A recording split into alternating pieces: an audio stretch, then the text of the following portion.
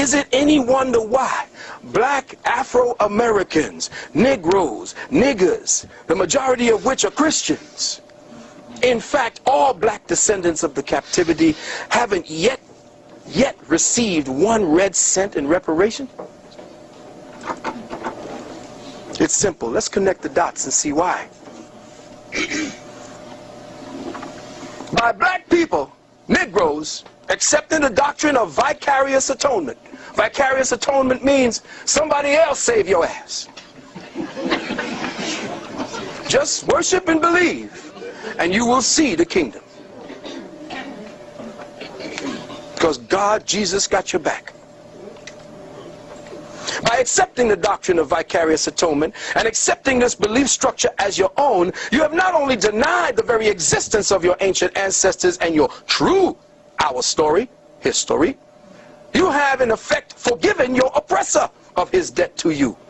For by his acceptance of this personal Savior, the oppressor's sins against you are forgiven. And since now you believe as he does, you and Jesus have forgiven him, and therefore he don't owe you a damn thing. Now, I want you to check the science. Jesus done forgiven the white boy. You being a Christian, you forgave his ass.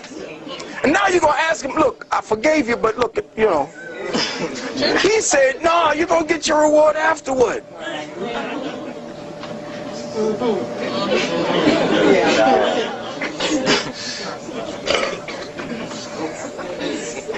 Now remember, since Jesus the Christ is a fable, and your government is one nation under that fable, their God, your acceptance of his existence puts you into the fable or the speculation as well. Thus you have no history, no ancestors, no nation, but the one you have now believes you. Now this one thing you have,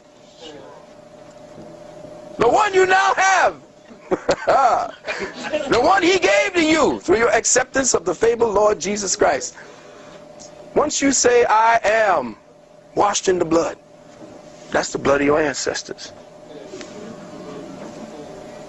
This is what the metaphysical underground calls being caught up in the matrix.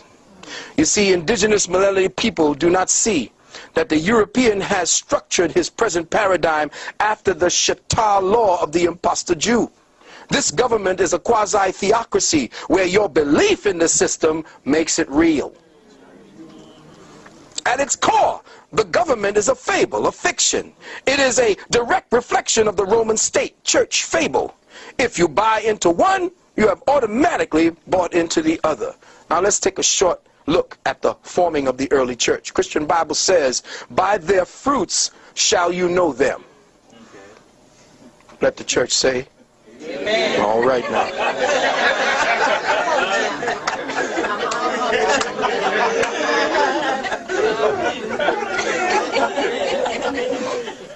All forms of Christianity practiced around the world stem from but one root. Let me say that again. All forms of Christianity today practiced around the world stem from but one root. And regardless of what you may think by those you professing, you could be Anglican, you could be Baptist, you could be all of it. All Christianity is guilty by association, because all forms of Christianity is Roman. Its root, the root of Christendom, is in the Vatican in Rome. And believe it or not, beloved brothers and sisters, when the Moors fell over here, it was the Pope that gave permission for Islam to be practiced on this soil. Let me repeat that again, because a lot of my brothers, being a Moor myself, that was a little hard for me to swallow when I heard that. Muslim religion, quote unquote, Islam, the Pope gave permission for it, just like the Pope had to give permission for Nam Myoho Renge Kyo to be practiced here as well. Because the Pope is the ruler of the planet. Period. He overrules all law. Period.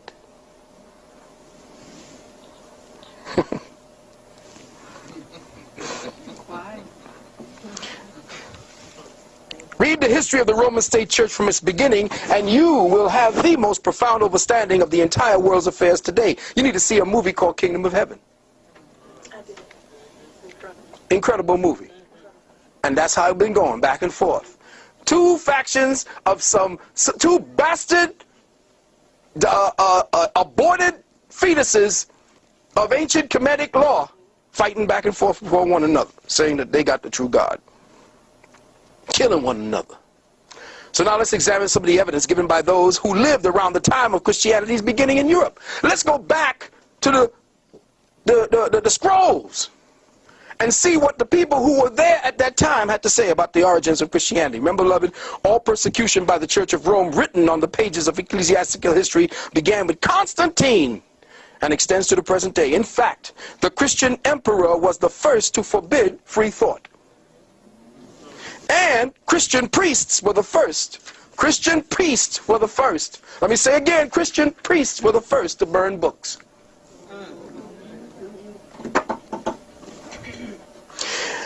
In a group of writings called the Hibbert Lectures, and you can go back, I'm going to give you the proof.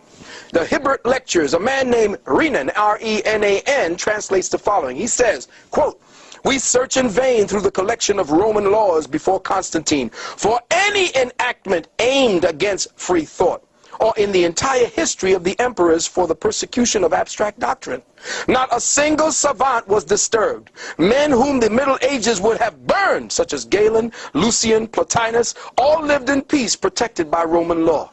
In other words, before Constantine came, free thought, which was one of the thinking processes handed down, or the way to think handed down from your ancient African ancestors, was the order of the day. T.W. Dewan, you need to get his book called Bible Myths. This is page 434. Quote, "It was a common practice," listen Christians, "it was a common practice among the early Christian fathers and saints to lie and deceive if their lies and deceit helped the cause of their church," end quote.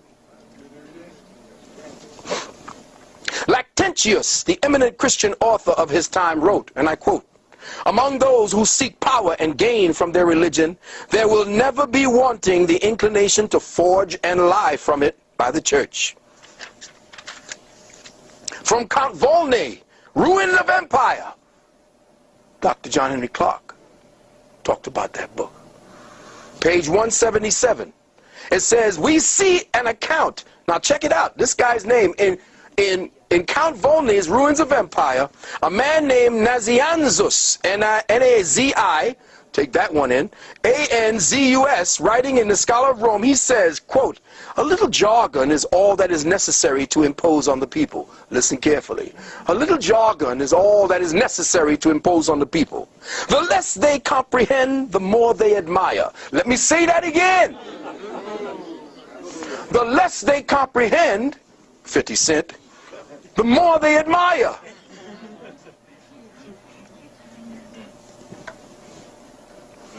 Our forefathers and doctors have often said, not what they thought, but what circumstances and necessity dictated, end quote. In Gibbon's Rome, volume 2, pages 79 and 80, Gibbon writes of Eusebius, Bishop of Caesarea, one of the architects of the Nicene fraud that became Christianity, quote, "The gravest of the ecclesiastical historians, Eusebius himself, indirectly confesses that he has related only what might be redounded to the glory of the church, and that he would suppress all that would tend to disgrace that religion." The Eusebius, he spoke of his character, less tinctured with credulity and more practiced in the art of court than that of almost any of his contemporary. What he was saying was, this sucker knew how to lie, he knew how to cheat, and make it sound truthful.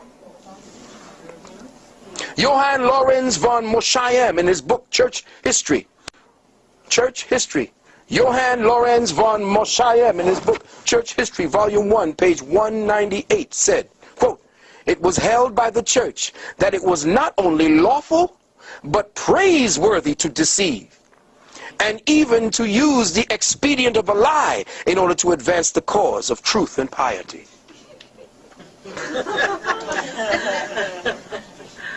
The historian Besobre, in his history, this is French history, Histoire de Manichee, he says, we see in the history of Christianity, of which I have related, a sort of hypocrisy that has been perhaps too common at this time. That churchmen, listen, not only do not say what they think, but do say the direct opposite of what they think. Philosophers in their cabinets, out of them they are content with fables, though they know well they are fables. Nay, even more, they deliver honest men to the executioner for having uttered what they themselves know to be the truth. How many pagans and atheists have tortured and burned holy men under the pretext of heresy? Every day do hypocrites consecrate and make people adore the host or communion, though they are well aware and convinced as I am that it ain't nothing more than a piece of bread. End quote. The theologian Reeves, in the Apologies to the Father, in a book called the Stigmata, or the Syntagmia, says, quote, it was a Catholic opinion among the philosophers that pious frauds, let me say it again, pious frauds were good things, and that the people ought to be imposed upon in matters of religion. Again, from the Syntagmia, quote, he purposely wrote these in Latin, that it might serve for the instruction of the clergy only, and not come to the knowledge of the laity or the people, because too much light is hurtful for weak eyes.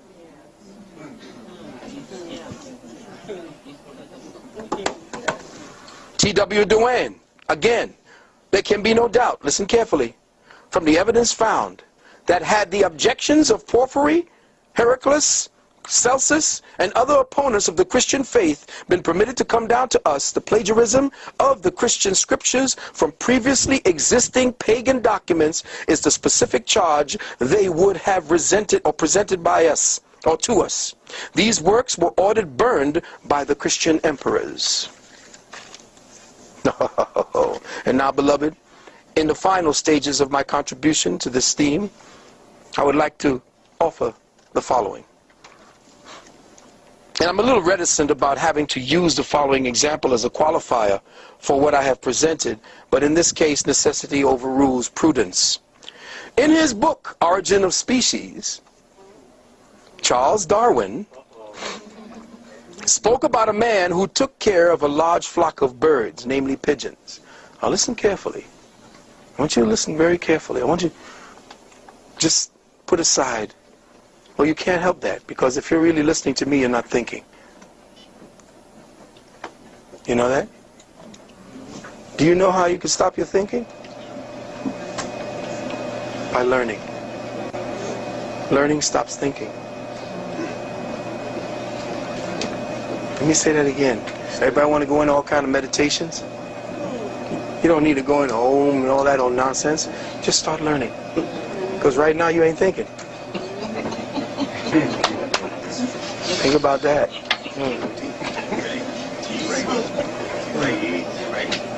Now you know how they got you. Because the problem is that you don't understand as African peoples, as melanated peoples, that the greatest wealth that you pay to this devil is your attention. Because that's what they ask you to do. What? Pay attention. That's right. So now you're paying attention, they're getting wealthy. It's when you stop paying attention that they kill a few of y'all. Black boy gets shot by police 27 times. Now they got your attention. Now you're off the spiritual path and you're thinking along their path. Now, if you're going to sit down and cry about it, then you're dead. Go ahead and kill the man who killed that boy, then you're all right. Say it again. But don't sit back and, you know, oh my God, oh my God. Do something about it and then go back to thinking.